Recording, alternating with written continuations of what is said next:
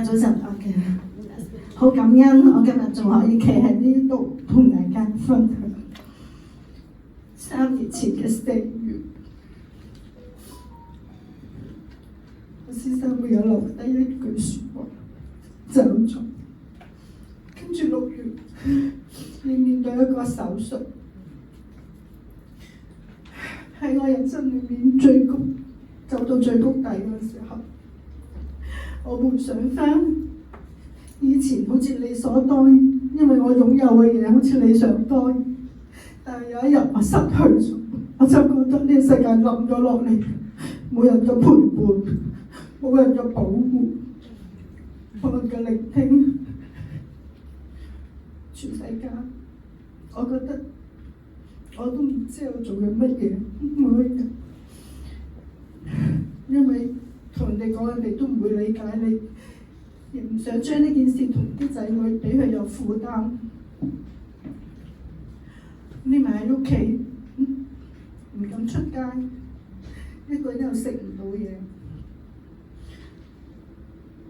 幾日甚至乎都冇出過街，冇食過嘢。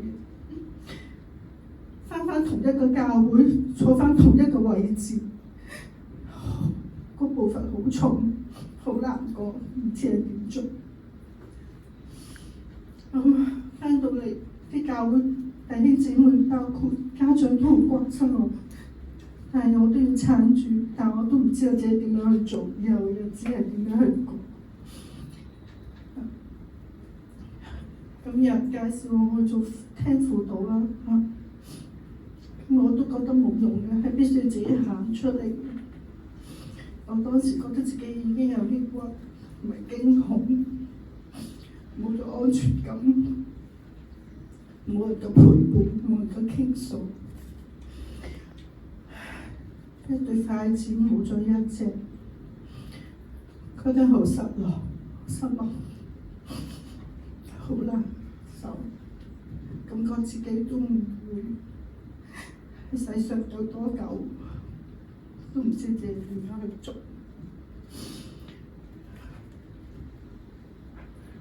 睇醫生食咗1年嘅安眠藥，我再問醫生攞安眠藥，醫生同我講：如果你再問我攞，我就要同你去睇精神科。我好驚精神科，所以我就冇再繼續去食。咁段日子好艱難，好艱難，唔知點講。喺屋企自言自語喊，出咗街唔識返屋企，好多樣嘢。我又唔敢同人哋講，好似唔知勒索緊人哋咁樣，因為自己嘅問題係自己要處理，自己要面對。好在主耶穌都派咗個天使俾我，係一直嘅陪伴喺我最艱難嘅日子裏面，同我喺埋一齊，替我傾訴。有人話呢段期間要5年嘅。我係5年咁長，係有人話1年，有人話3年，有人話5年，我唔知道，終於唔知，我覺得好難過。好在有天使嘅陪伴，多謝佢喺我艱難嘅日子裏面同我喺埋一齊。我感謝有半杯水，我仲有半杯水。我感謝主耶穌，感謝我套用嘅詩篇23章4節講，雖然我行過死蔭嘅幽谷，主耶穌嘅歌同我杖都與我同在。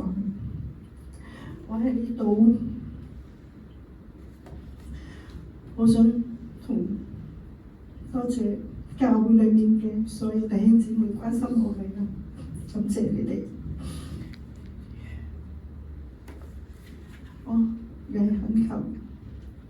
我覺得我最有資格同今日嘅人講，珍惜你身邊明明嘅一半，同埋你哋嘅所有擁有嘅嘢。感謝主，感謝主。